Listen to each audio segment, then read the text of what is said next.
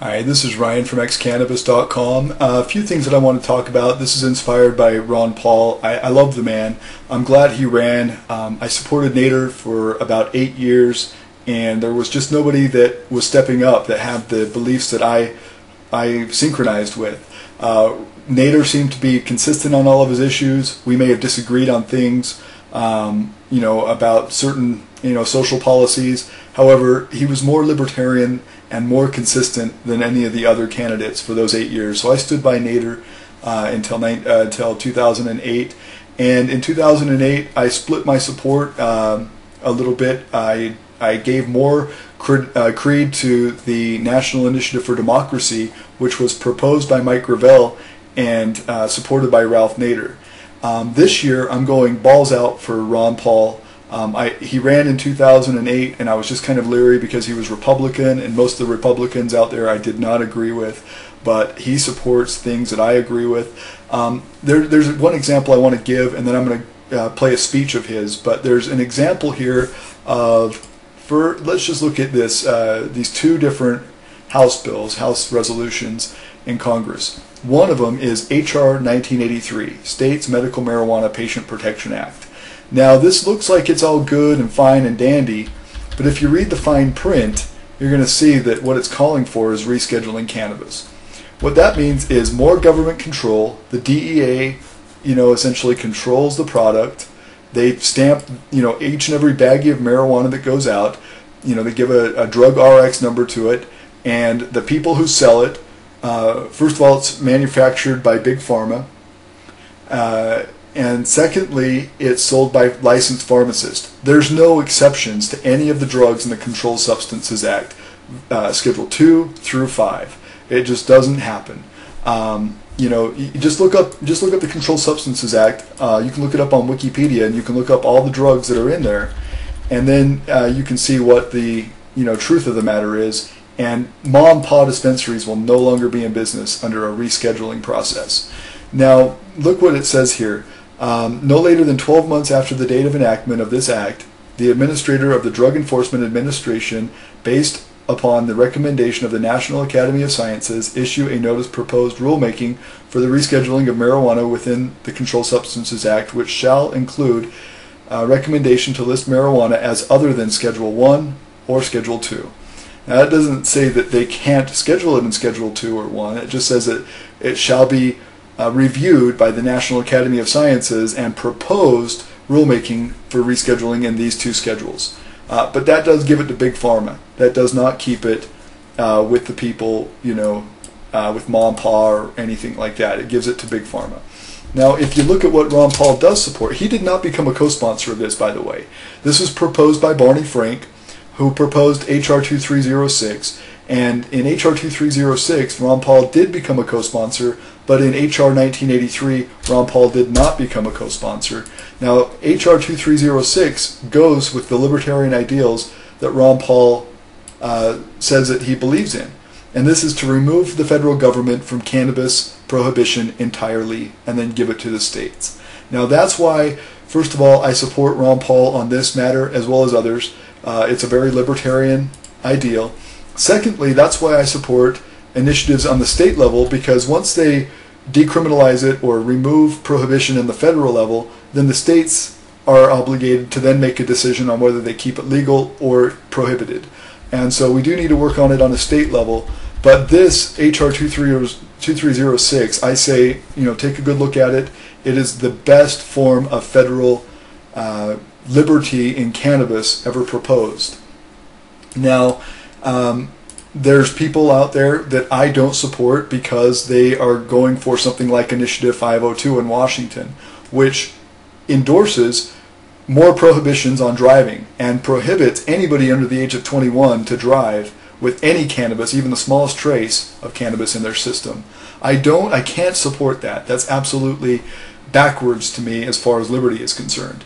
Nobody who's even a medical marijuana patient can drive if they have legally if they have any cannabis in their system. If they're a medical patient, obviously they're going to have cannabis in their system.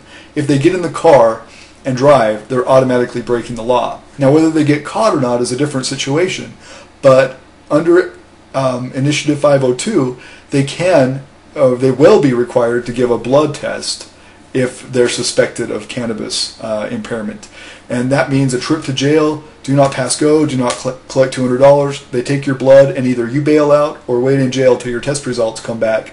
And that could be months. And so people like Ian Moody, who's now running for Congress, U.S. Congress, I don't support. At one time I tried to be his supporter when he was trying to coordinate for Sensible Washington, but since Sensible Washington, his policies have changed, and he's not supporting things like Initiative 505, which is basically what Sensible Washington was driving, so much as he does Initiative 502. He says he supports both. I don't see how they're compatible, and that's double talk. And so, there's others that are like that too, and they just support whatever seems to be popular. The lawyers support Initiative 502 because, at least most lawyers support Initiative 502 because that means they're still going to be representing marijuana consumers in court. I know Peter Holmes, the city attorney of Seattle, supports Initiative 502. And back in March, on March 16th, he testified in front of the House Ways and Means Committee on Initiative 1550 and said that if they don't pass Initiative 1550, then the people are likely to have a successful citizens initiative, and he said that scares him terribly. So why is he against prohibition on one side and then scared of the people ending prohibition on another side? Again, that's double talk. Another person who supports Initiative 502 is Allison Holcomb. People were going to her page on Facebook and asking her about Initiative 502 and the DUID limits. People are also going to the New Approach Washington page, which is a public group, not a personal page, but a public group, and asking the same questions, and they were removed and deleted from that group and censored. So I just think it's interesting that people can have such duplicity in their politics, and those people who do, I refuse to support them. It's not a personal thing, it's a principle thing. And so let's listen to Ron Paul on this. He's amazing. I can't say enough about Mr. Ron Paul. I hope he wins as president. I supported Ralph Nader for a lot of years, but when Ron Paul really stepped up, I started supporting Ron Paul because I believe in liberty, and this is true liberty that he's speaking about.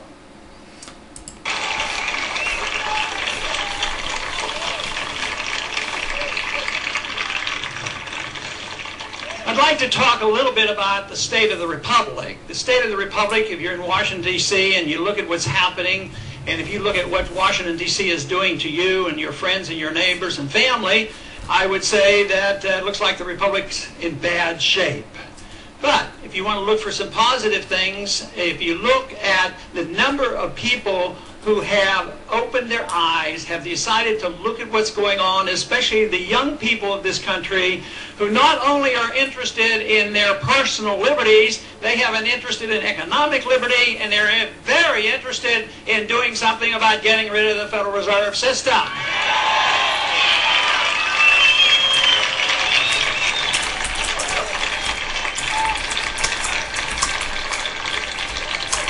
So the revolution is alive and well and growing. There are a few questions that comes up about the revolution. Sometimes people join the revolution just because they know where the momentum is. And sometimes they want to be in charge of the revolution and pass out the same pablum that's been passed out before. So it is up to us, those of us who have thought about it, and you who helped to build and start the revolution, make sure that we have our changes, that we have real changes, and that we don't endorse the nonsense that's going on, that if you're for limited government, you're not for limited government in economic issues, and yet be for big government around the world. They're totally inconsistent.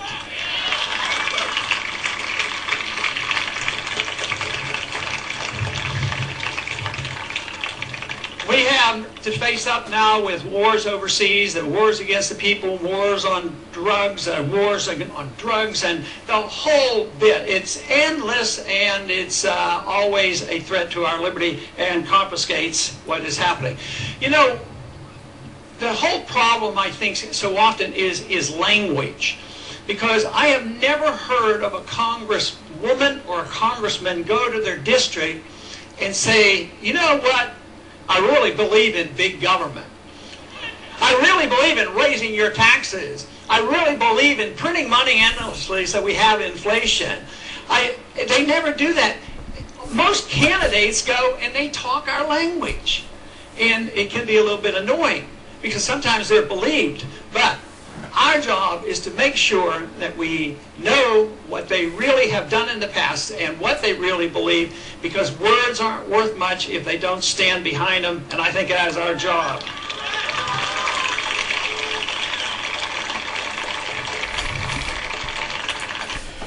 That's absolutely right, Mr. Paul, and thank you for saying that. No, I don't support just anything that comes my way that says cannabis in the initiative or the bill. I won't do it. I have to screen it and figure out whether it's going to be something like 1937 when we got the Marijuana Tax Stamp Act and it cut farmers out of farming hemp and it cut consumers out of using cannabis.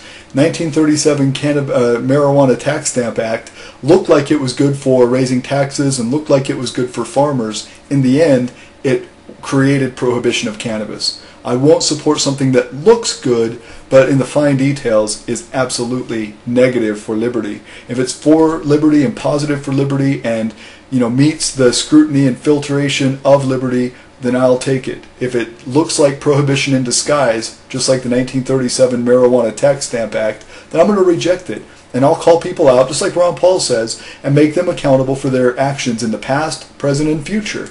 I'm not going to sit by and let people dupe others into believing that, you know, Initiative 502, for example, is going to be the end of prohibition in Washington. It's just not. It's not anything regarding liberty. It doesn't have anything about industrial hemp. Doesn't have anything about personal grows.